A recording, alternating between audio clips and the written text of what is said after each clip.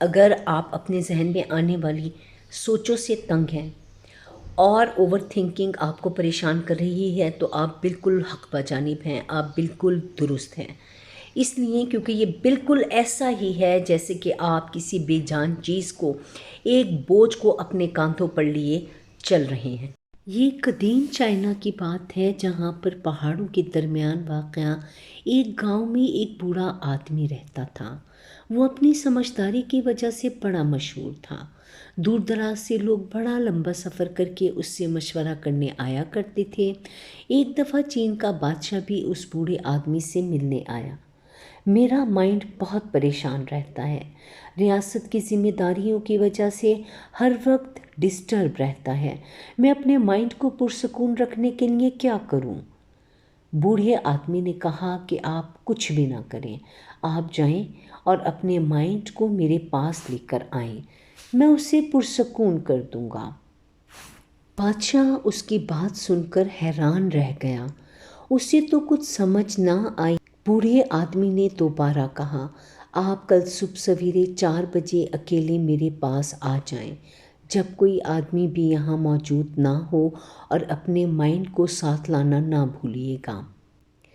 اب بادشاہ کو تو ساری رات نیند نہ آئی، وہ کروٹیں بدلتا رہا اور بار بار سوچتا رہا کہ بوڑھے آدمی نے اسے کیا کہا۔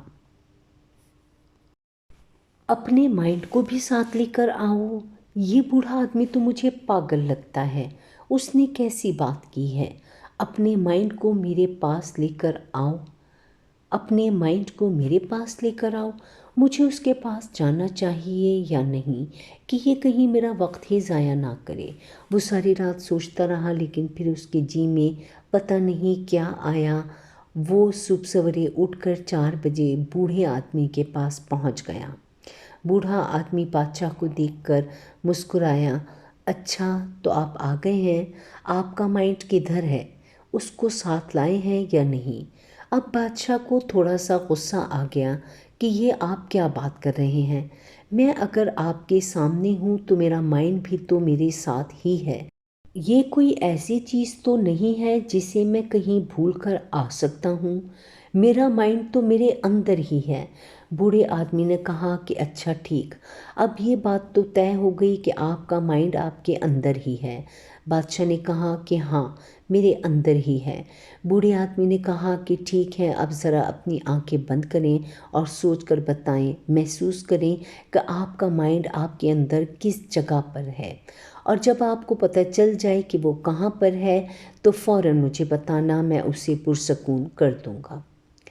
بادشاہ ابھی بھی کنفیوز تھا کہ یہ آدمی کیا کہہ رہا ہے، لیکن خیر اس نے اپنی آنکھیں بند کر لیں اور اپنے مائنڈ کو تلاش کرنا شروع کر دیا۔ وہ کوشش کرتا رہا اور اپنے اندر جھانکتا رہا، اپنے مائنڈ کو تلاش کرتا رہا۔ جتنا وہ اپنے مائنڈ کو ڈھونڈنے کی کوشش کرتا گیا، اتنا ہی اسے ڈھونڈنا اس کے لیے مشکل ہوتا گیا۔ کافی دیر تک کوشش کرنے کے باوجود بھی جب وہ اسے ڈھونڈنے میں ناکام رہا تو اس نے آنکھیں کھول دیں، اس کو مائنڈ نہیں ملا تھا، اس کے اندر تو بس سوچوں کا، خیالات کا ایک جال تھا۔ اس نے کہا کہ مائنڈ کوئی ایسی چیز نہیں ہے جس کو پوائنٹ آؤٹ کیا جا سکے کہ یہ میرا مائنڈ ہے۔ مائنڈ کا پتہ تو اس کے کام سے لگتا ہے، مائنڈ کا کام ہے سوچنا، سوچتے رہنا۔ بوڑھا آدمی مسکرایا، اس نے کہا کہ اگر اس کو پوائنٹ آؤٹ نہیں کیا جا سکتا تو اسے پرسکون کیسے کیا جا سکتا ہے؟ اگر مائنڈ صرف سوچنے کا کام کرنے کا نام ہے تو اس کو پرسکون رکھنے کا طریقہ ہے کہ ہم اس کے کام کو بند کر دیں تو ہم پرسکون ہو جائیں گے۔ جیسے اگر یہ واک کرنے کی طرح ہے تو واک کرنا بند کر دیں۔ بادشاہ کو یہ بات سمجھ آ گئی کہ ہمارا مائنڈ تو بس سوچوں کا ایک جال ہے جو لاشعوری طور پر ہمارے اندر ابھرتی ہے، ایک کے بعد ایک سوچ ہمارے اندر آتی رہتی ہے اور ہمیں پریشان کرتی رہتی ہے اور ہم ان سے بے خبر رہتے ہیں۔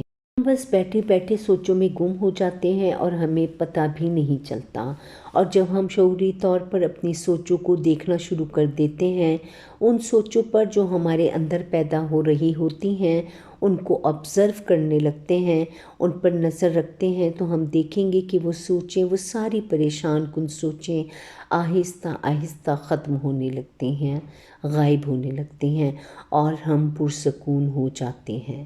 دوستو، اگر ہم اپنی زندگیوں کی طرف دیکھیں تو اس دنیا میں لاکھوں لوگ اپنے ذہن میں آنے والی مختلف سوچوں کی وجہ سے پریشان رہتے ہیں، اور ذہنی تکلیف جسمانی تکلیف سے کہیں بڑھ کر ہوتی ہے۔